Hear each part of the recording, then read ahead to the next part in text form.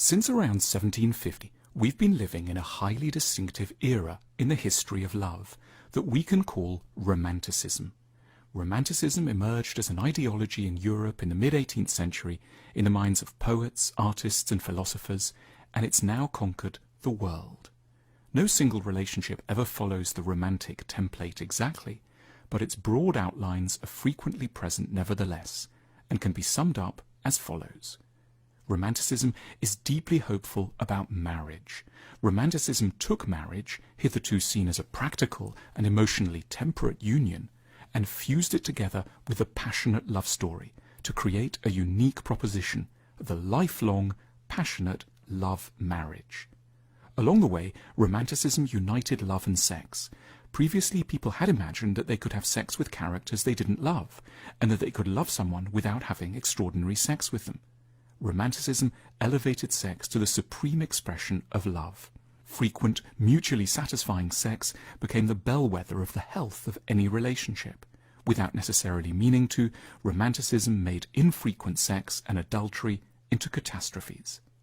Romanticism proposed that true love must mean an end to all loneliness. The right partner must, it promised, understand us entirely, possibly without needing even to speak to us. They would intuit our souls. Romantics put a special premium on the idea that our partner might understand us without needing to say anything. Romanticism believed that choosing a partner should be about letting oneself be guided by feelings rather than practical considerations. You know you're in love because you have a special feeling. Romanticism has manifested a powerful disdain for practicalities and money.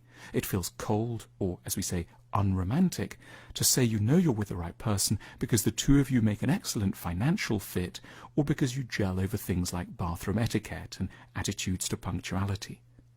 Romanticism believes that true love is synonymous with accepting everything about someone.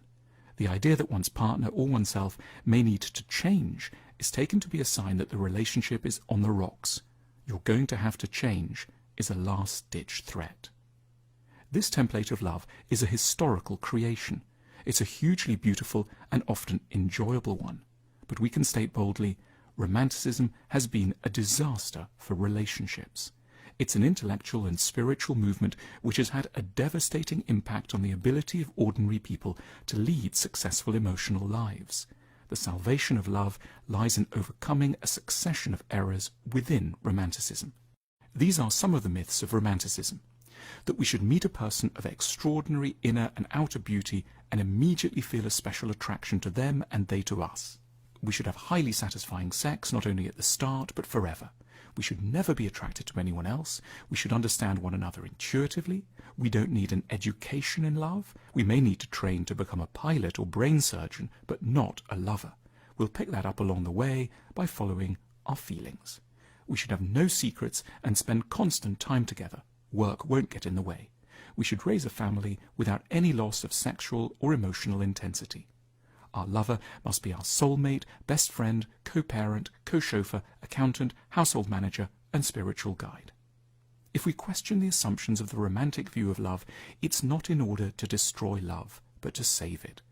We need to piece together a post-romantic theory of couples, because in order to make a relationship last, we have to be disloyal to the romantic emotions that get us into it in the first place.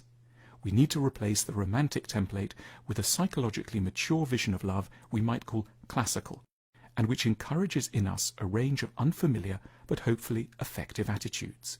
For example, that it's normal that love and sex may not always belong together, that discussing money early on, up front, in a serious way, is not a betrayal of love, that realizing that we're rather flawed, and our partner is too, is of huge benefit to a couple, because it increases the amount of tolerance and generosity in circulation. That we will never find everything in one person, nor they in us, not because of some unique flaw, but because that's just the way human nature is. That we need to make immense and often rather artificial-sounding efforts to understand one another, that intuition can't get us where we need to go. And that spending 2 hours discussing whether bathroom towels should be hung up or can be left on the floor is neither trivial nor unserious. There is a special dignity around issues of laundry and timekeeping. All these attitudes and more belong to a new, more hopeful, post-romantic future for love.